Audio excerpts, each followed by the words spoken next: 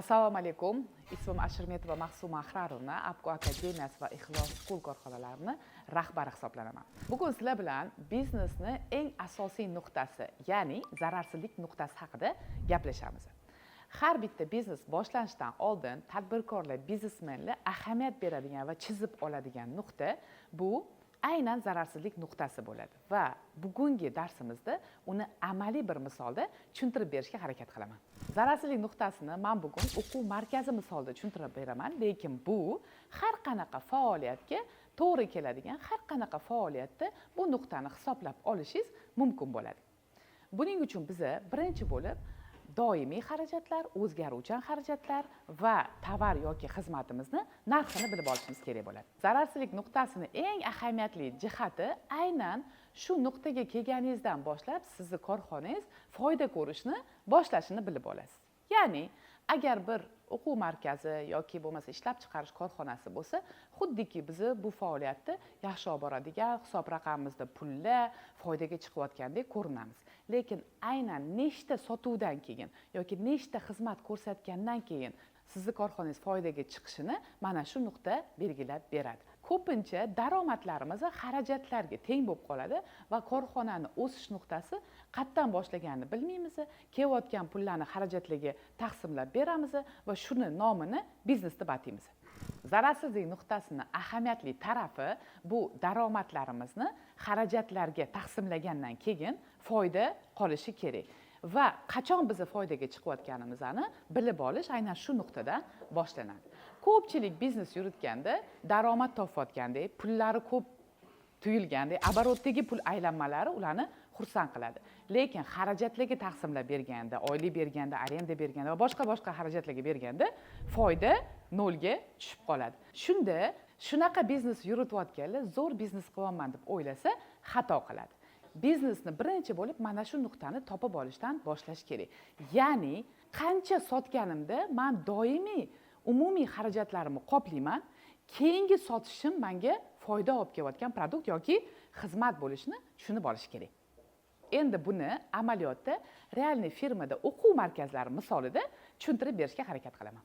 Demak, o'quv markazi misolida ko'radigan bo'lsak, biz birinchi bo'lib xarajatlarimizni doimiy va o'zgaruvchan xarajatlarga bo'lib olishimiz kerak. Va biznesimizni boshlashdan oldin minimum nechta o'quvchi topishim kerakki, bu xarajatlarni qoplasin degan masshtabda boshlashimiz kerak.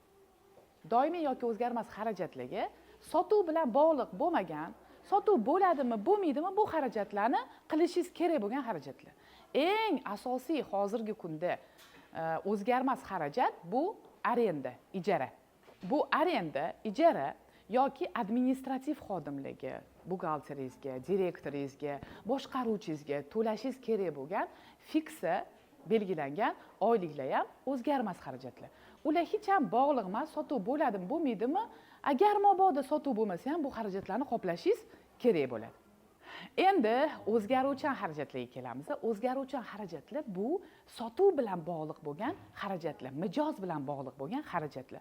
O'quv markazi misolida o'zgaruvchan xarajatlarga sizni o'quv markaziga berayotgan, o'qituvchingizga berayotgan oyligingiz bo'lishi mumkin. Agar u qanaqa bo'lsa, har bitta o'quvchidan beriladigan oylik bo'lsa, fiksa emas. Yoki o'quvchingizga, har bitta o'quvchiga chiqarib beradigan o'quv metodologik kitoblar bo'lishi mumkin. U ham mijoz bo'lgandagina kitob berishingizga to'g'ri keladi. Shuning uchun bu ham o'zgaruvchan xarajatlarga kiradi. Eng ahamiyatlisi, o'zgaruvchan xarajatlarni ko'pligidan xavotir olishingiz kerak emas. Nega? Chunki ular sotilgandan keyin, sotuv bo'lgandan keyin o'rnini qoplaydigan xarajatlar hisoblanadi. Endi aynan o'quv markazi misolida doimiy xarajatlar, o'zgaruvchan xarajatlar va zararsizlik nuqtasini topamiz. Demak, birinchi bo'lib aytib o'tganimdek, doimiy xarajatlarni yozib olaman. Kelinglar biz buni bir oy misolida ko'ramiz. Bir oylik doimiy xarajat. Agar biz o'quv markazini ijarasini bir oylik 100 million deb olsak va bu hech qanaqasiga o'quvchi bor yoki yo'qligiga bog'liq bo'lmagani uchun doimiy xarajatga kiradi. Demak, arenda, ijara, bir oylik to'lov 100 million so'm. ikkinchi o'zgarmas xarajatim bu administratsiya, ya'ni ma'muriy xodimlar. Direktor, buxgalter, soliqlarni topshiradigan umumiy ma'muriy personal uchun beradigan pullarim. Boshqa ma'muriy xarajatlar. Aytaylik, umumiy 30 millionlik ma'muriy xarajatim bor. Bu ma'muriy xarajatlarni aytaman, ko'pincha bu fiksa oylikdagilar. Ya'ni sotuv bo'ladimi, bo'lmaydimi, ularga fiksa oylik to'lashingiz kerak. Shuning uchun ular doimiy xarajat kategoriyasiga kiradi. Umumiy doimiy xarajat 130 millionni tashkil qildi. Endi o'zgaruvchan xarajatlarni ham hisoblaymiz. O'zgaruvchan xarajatlarning eng yaxshi tarafi har bitta kursni, har bitta mijoz uchun sotiladigan kursga bir donaga hisoblanadi. Ya'ni agar men bitta o'quvchi uchun kitob chiqaradigan bo'lsam, amaliy qo'llanma, kitobning umumiy narxi 200 ming so'm bo'lishi mumkin. Darsni o'tib beradigan ustoz agar har bitta o'quvchidan 500 ming so'm ish haqi oladigan bo'lsa, demak, trenerni maoshi, maosh so'zini ishlatmayman, trenerni mehnat haqqi. Sababi maosh ko'pincha fiksa tushunchasi bilan birga yuradi. Va uchinchisi, aytaylik, siz o'quvchilaringizga platforma ochib berasiz foydalanishga. U platformani oylik abonementga to'lovi bor. Bu ham o'zgaruvchan xarajatga kiradi. Oylik har bitta o'quvchi uchun platformaga dostуп.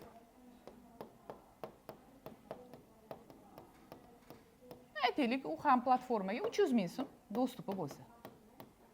Demak, umumiy bizni o'zgaruvchan xarajatlar har bitta mijoz uchun 1 million so'mni tashkil etdi.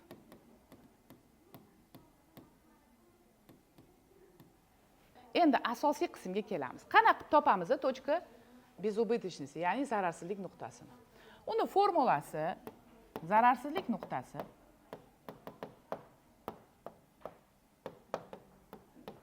teng doimiy xarajatlar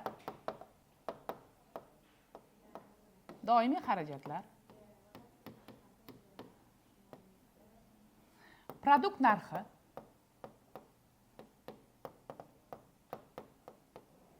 ayiramiz o'zgaruvchan xarajatlar. Mana shu formulani yaxshilab bilib olishimiz kerak.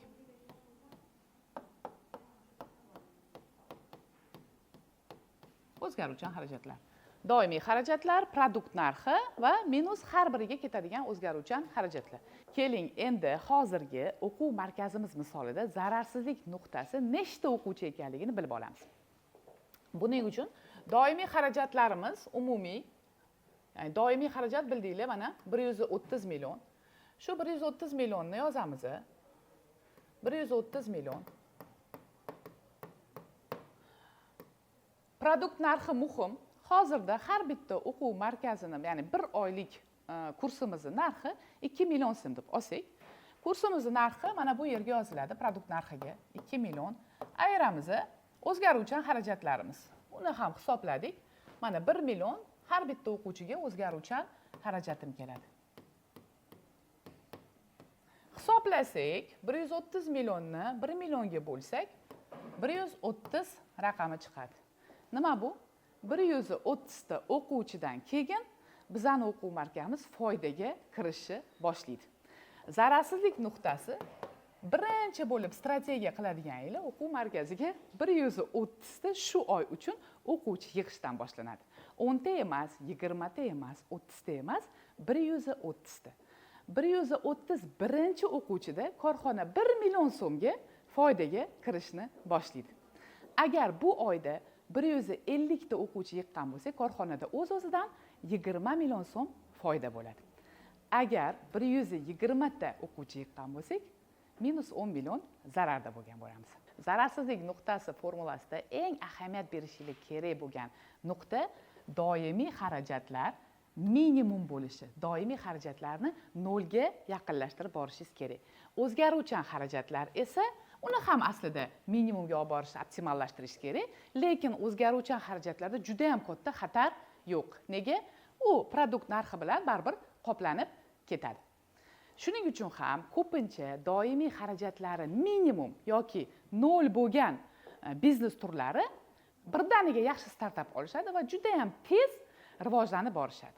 Bunaqa doimiy xarajati nolga teng bo'lgan faoliyatlar bular bo'lishi mumkin. Polifabrikatlarni tayyorlash, tort pishirib sotish, pishirg'ilarni pishirib sotish. Hozir masalan Toshkentda juda ham ommalashdi. Sababi 90% xarajat o'zgaruvchan. Uyda o'tirib ham biz polifabrikat tayyorlashimiz mumkin. Xohlasanglar hozir bitta kichkina keysda aynan polifabrikat misolini ko'rib chiqamiz. O'zgaruvchan xarajat polifabrikatda nima bo'lishi mumkin? Shu polifabrikatni oxirigacha yetkazishingiz mumkin bo'lgan hamma siryo, xomashyo polifabrikatda o'zgaruvchan xarajatga kiradi. U upakovka bo'lishi mumkin, u go'sht bo'lishi mumkin, o'sha xamir mahsulotlari bo'lishi mumkin. Qanaqa xomashyo bo'lsa, o'zgaruvchan xarajat. Bu biznesda ahamiyat berishingiz kerak bo'lgan nuqta narx. Ya'ni siz qanaqa narxda sotasiz, o'zgaruvchan xarajatlaringiz minimumga tushirasiz, orada foyda kattaroq qolyapti. Yoki minimal narxda bozorga kirib bormoqchisiz, demak o'z-o'zidan marja ham kamayib boradi. Bozorni egallab bo'lganingizdan keyin marjani, ya'ni brend sifatida tanilib bo'lgandan keyin marjani sekin-sekin oshirib borsangiz ham bo'ladi. Bu sizni yondashuvingizga bog'liq. Endi nisbatan kichikroq bir, hatto doimiy ijarani talab qilmaydigan tort misolda tushuntirib beraman. Tort pishirishda zararsizlik nuqtasi nechiga tengligini birga hisoblaymiz. Demak, bilamiz, hozir tort pishiradigan ko'plar o'zini uyida hech qanaqa ijara olmasdan boshlashadi va bu to'g'ri. Nega? Chunki doimiy xarajat minimum bo'ladi.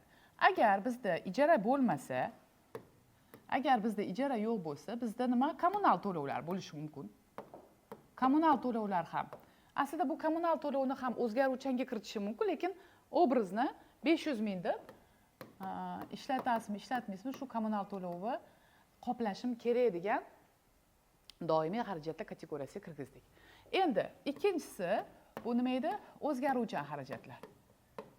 O'zgaruvchan xarajatlar aslida sizni tortingizni tan narxi, tortni tan narxi. Tan narxga qanday xarajatlar kiradi? Buni ham bilamiz. To'g'ridan-to'g'ri xomashyo kiradi, tort uchun ketgan. Sizni tortni pishirish uchun ketgan pechlar bor, uskunalar bor. Ularning amortizatsiyasi ketadi, eskirish normasi. Men hozir uskunaning eskirishi deb yozaman. Ko'plar bunga ahamiyat berishmaydi. Hozir buni ham qisqa tushuntiraman. Ahamiyat berish kerak. Sababi siz pech buzilgandagina yangi pech olaman deysizda, keyin unga yana pul qidirib qolasiz. Agar siz uskunani eskirishini mana shu tan narxga kirgizsangiz, u o'zini o'zi qoplab borayotgan bo'ladi. Demak, xomashyoyimiz aytaylik 100 ming so'm xomashyo ketyapti. Yana bir 120 ming, sal ko'proq oldim menimcha. Aytaylik 70 ming so'm uskunani eskirishi va mehnat haqqi bo'lishi mumkin. Bo'lishi shart. O'zingiz pishirayotgan bo'lsangiz, o'zingizni mehnat haqqingizni hisoblang. Boshqa nayom olayotgan bo'lsangiz, ularning ham mehnat haqqini hisoblang. Har bir tort pishirib bergani uchun aytaylik 60 ming so'm mehnat haqqi talab qiladi. Undan so'ng mehnat haqqidan so'ng endi qadoqlash bo'lishi mumkin yana qo'shimcha. Qadoqlash ham sizdan aytaylik 20 ming so'mmi talab qildi. Shunda umumiy tortga ketadigan xarajatlarimiz 100 ming, 130 ming, 150 ming, 250 ming so'mga sizni o'zgaruvchan xarajatlaringiz to'g'ri keldi. Agar orada bularni hisoblamayman, bu kerak emas deydigan bo'lsangiz, hisoblashingizni tavsiya qilaman. Endi formulaga solamiz. Demak, zararsizlik nuqtasi tort uchun doimiy xarajatlarimiz 500 ming so'm bo'ladi. Bo'lamiz buni. har bitta o'sha chiqarayotgan tortimizni sotish narxi. Aytaylik, tortimizni 600 ming so'mga sotib olamiz. Ayiramiz, uni o'zgarmas, har bitta tort uchun teng keladigan tan narx, o'zgaruvchan xarajatlarimiz. Xom ashyolarimiz 250 ming so'm va 500 mingni bo'laman 350 ming so'mga. Ko'rib turibsizki, tort biznesida, tort ishlab chiqarishda marja yaxshi, doimiy xarajatlar riski kam, o'zgaruvchan xarajatlar ham deyarli 1:1, undan ham ko'p marja qoladigan faoliyat va 500 ni 350 ga bo'lsak 1,42. Ya'ni 1,5 ta tort sotsak, zararsizlik nuqtasini osongina qoplab olamiz. 130 ta o'quvchi topish bilan 1,5 ta tortni sotish qanchalik real? Albatta, tort biznesi realroq. Eng asosiy nuqta ham tortda, polufabrikatda bu mijoz buyurtma bergandan keyin siz xarajatlaringizni boshlaysiz. Mijoz buyurtma bergandan keyin sizni o'zgaruvchan xarajatlaringiz qoplanadi. Doimiy xarajat esa oylik 1,5 ta tort sotsangiz, o'zingizni erkin his qilish imkoniyatini beradi.